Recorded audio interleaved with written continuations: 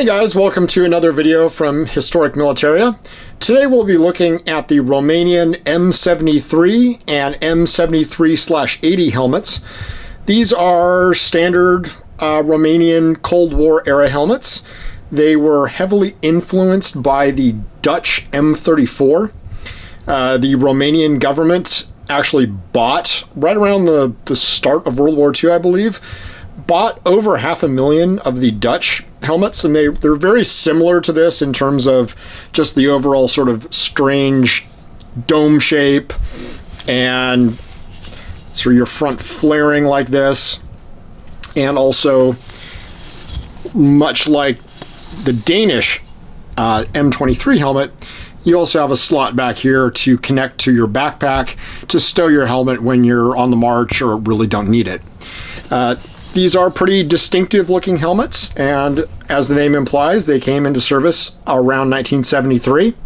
The really cool thing about Romanian helmets is if you turn them around and look down here, they are actually dated. I don't know that goes for all of them, but all the ones that I have seen of this model are. And so your first two date numbers here are your date. I'm not really sure what the rest of that will be. And then I believe this is almost like a serial number here. I'm not sure why you'd serialize your helmets, but that's what they're doing.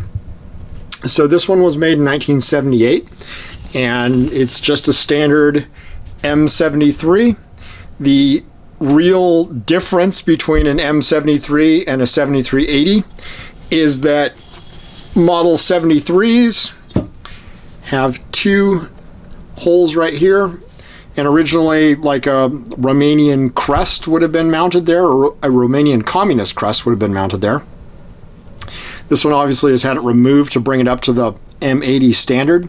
The M80s were actually made without these holes, so that's kind of the big tell. Flip this guy over. You've got a pretty standard liner here. You've got your Y suspenders here on both sides in typical Romanian sort of brownish leather. And it looks a lot like their slings for their SKSs and Mosins. Really nothing spectacular. You've got a pretty decent liner in there. You've got your drawstring at the top.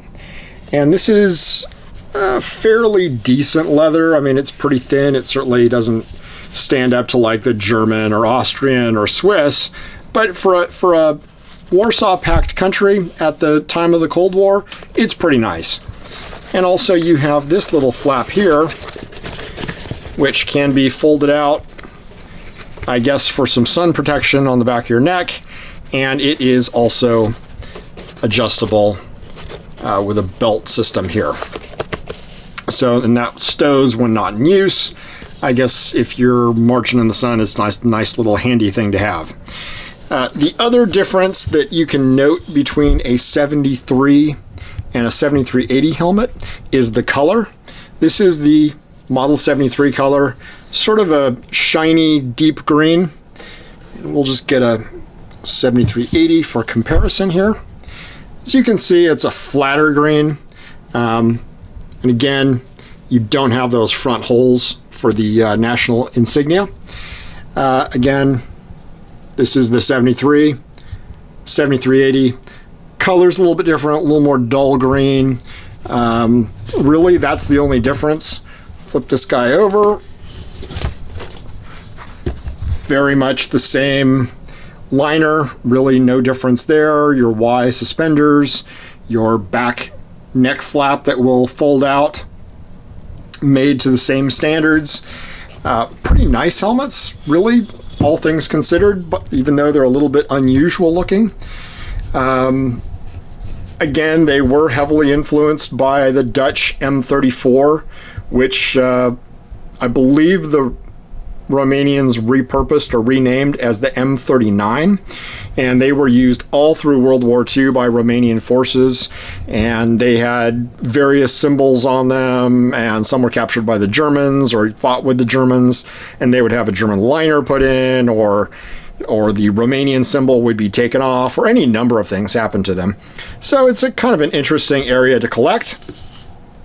And if you are into Cold War era helmets, these are still generally available, and they are steel and they are well made, and you can find them in pretty good condition.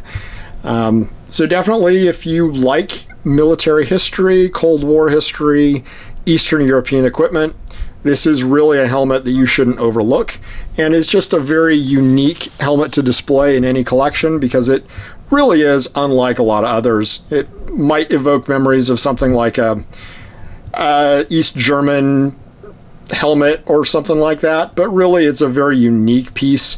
And if you're interested in anything like that, I really recommend picking one up while they're available and pretty inexpensive.